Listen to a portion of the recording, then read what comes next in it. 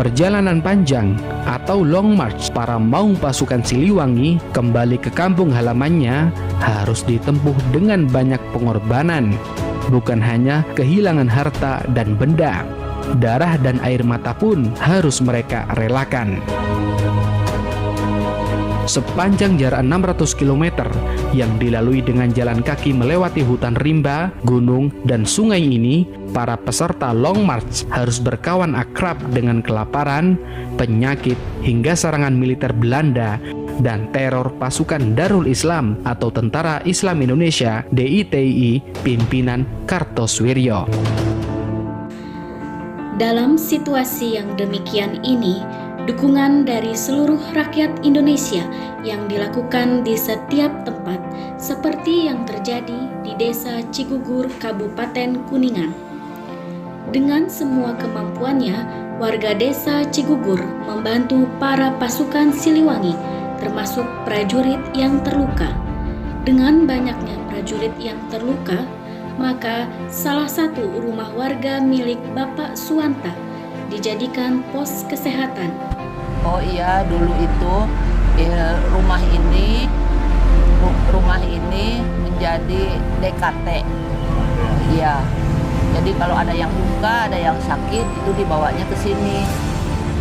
Yang pada akhirnya di rumah ini pada tanggal 1 September 1949 dibentuklah Dinas Kesehatan Tentara Komando 1 yang saat ini dikenal dengan Kesdam 3 Siliwangi.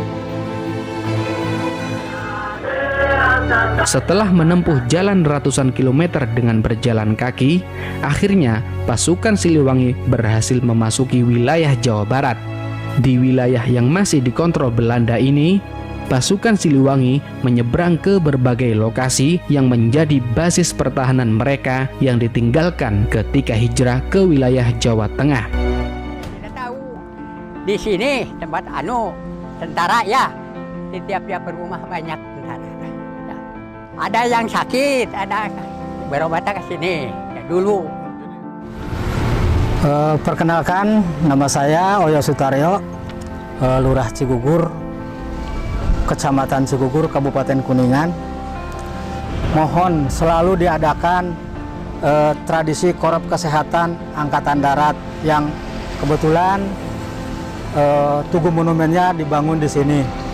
Prajurit Siliwangi, yaitu yang perjalanan dari Jogja ke Jawa Barat, mungkin banyak, menurut sejarah ini banyak yang terluka prajurit-prajurit tersebut, sehingga beliau-beliau yaitu singgah di tempat kami, yaitu di Cigugur. Alhamdulillah, insya Allah untuk kedepannya saya mungkin dari masa ke masa saya akan merawat Tugu Monumen ini sehingga terpelihara dengan baik. Begitu banyak perawatan tersebut, ya barangkali mungkin ada sumbangsihnya dari kesehatan. Nanti kita bekerja sama dalam merawat Tugu Monumen ini sehingga Tugu Monumen ini selalu ada dan abadi, gitu ya Pak. Ya. Selama perjalanan yang penuh dengan percobaan ini, banyak juga kawan-kawan buat kesekian kalinya hari ini. Sebagai sebuah fragmen sejarah yang syarat dengan makna perjuangan, peristiwa Long March Siliwangi menjadi salah satu catatan penting sejarah untuk selalu mengingatkan para prajurit TNI dan setiap warga negara Indonesia untuk tidak pernah berhenti berjuang untuk menjaga dan mempertahankan kedaulatan negara Kesatuan Republik Indonesia.